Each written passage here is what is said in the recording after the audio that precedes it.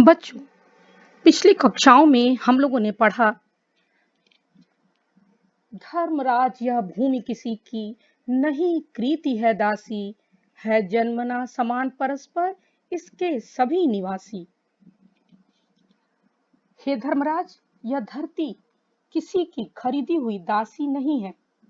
इस धरती पर जन्म लेने वाले प्रत्येक मनुष्य का इस पर समान अधिकार है। सबको मुक्त प्रकाश चाहिए, सबको मुक्त समीरण, बाधा रहित विकास, मुक्त आशंकाओं से जीवन। पितामह कहते हैं, सभी व्यक्तियों के जन्म में जब कोई भेद नहीं है, तब मुक्त रूप से प्रकाश और वायु के बीच यह भेदभाव क्यों? अर्थात सभी व्यक्तियों को अच्छा जीवन जीने के लिए, अपने विकास के लिए समान अवसर, सुविधा तथा धन का बराबर हिस्सा यानी बंटवारा मिलना चाहिए, जिससे बिना किसी भय और आशंका से मुक्त जीवन हो और सभी लोग विकास कर सकें। लेकिन विघ्न अनेक अभी इस पथ पर अड़े हुए हैं, मानवता की राह रोककर पर्वत अड़े हुए हैं। किंतु मानवता की राह में अनेक बाधाएं रोड़े बनकर खड़ी हैं। ये बाधाएं रोड़े मानो विशाल पर्वत के समान मनुष्य के सामने से हटती ही नहीं है। न्यायोचित सुख सुलभ नहीं, जब तक मानव को चैन कहाँ धरती पर, तब तक शांति कहाँ इस भय को। हे धर्मराज युधिष्ठिर, न्याय के अनुसार जो उचित हो वह सुख संपत्ति अधिकार प्रत्येक मनुष्य को आसानी से मिलना चाहिए। जब तक ऐसा नहीं होगा, इस धरती पर शांति की स्थापना नहीं हो सकेगी। जब तक मनुज का सुख भाग नहीं सम होगा, शमित न होगा कोलाहल, संघर्ष नहीं कम होगा। जब तक धन, संपत्ति, अधिकार, अवसर एवं सुख देने वाली सभी वस्तुओं का समान बंटवारा नहीं होगा, तब तक इस धरती पर लड़ाई झगड़े, शोर शराबा कम नहीं होगा, अशांति फैली रहेगी, शांति की स्थापना नहीं हो पाएगी।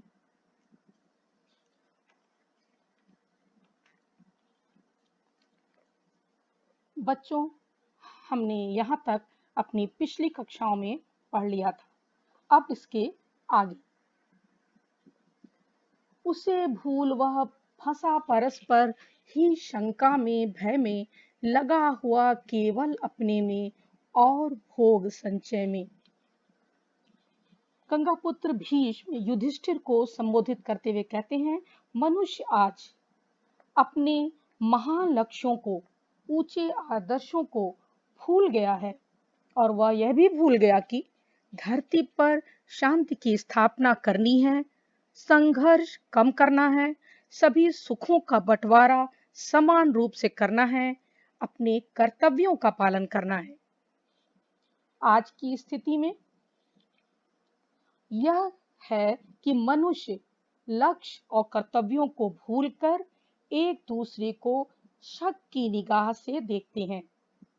विश्वास व प्रेम समाप्त हो चुका है। वो केवल अपने लिए भोग और सुख सुविधा का सामान जुटाने में लगा रहता है। इस पंक्तियों में आए हुए कुछ कठिन शब्द इस प्रकार हैं। परस्पर का अर्थ है आपस में, भोग संचय, भोग विलास की वस्तुएं या धन एकत्रित करना आदि।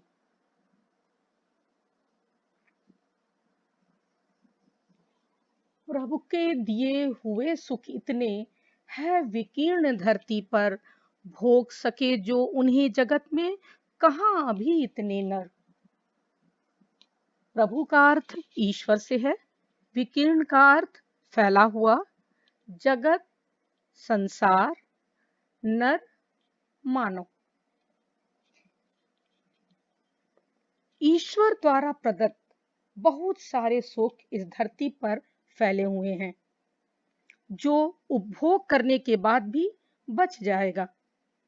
प्रकृति ने इस धरती पर इतना सुख बिखेरा है कि मनुष्य यदि लालची न हो तो सभी के लिए समान रूप से सुख प्राप्त करना आसान होगा। अभी धरती पर इतने मनुष्य ही नहीं हैं जितने सुख के साधन इस धरती पर मौजूद हैं। मनुष्य लालचवश जब बहुत सारा एकत्र कर लेता है तो दूसरे व्यक्ति के हिस्से में कमी आ जाती है। सब हो सकते तुष्ट एक सा, सब सुख पा सकते हैं, चाहे तो पल में धरती को स्वर्ग बना सकते हैं। तुष्ट का अर्थ है संतुष्ट, पल क्षण, धरती का अर्थ है भूमि। यहाँ पर जैसा कि मैंने बताया, भीष्म पितामह युधिष्ठिर को समझाते हुए कहते हैं कि जब धन, संपत्ति और प्रकृति द्वारा प्राप्त संसाधनों का एक समान बंटवारा हो, कोई किसी के हिस्से पर कब्जा न करे, प्रकृति के उपादानों पर सभी की समान दृष्टि हो, तभी सभी व्यक्ति संतुष्ट हो सकते हैं और सभी एक समान सुखों का भोग कर सकते हैं। जिस क्षण यानी किसी भी पल में जब हम ऐसा करने का निश्चय कर लेंगे, उसी पल हम इस धरती को स्वर्ग बना सकते हैं।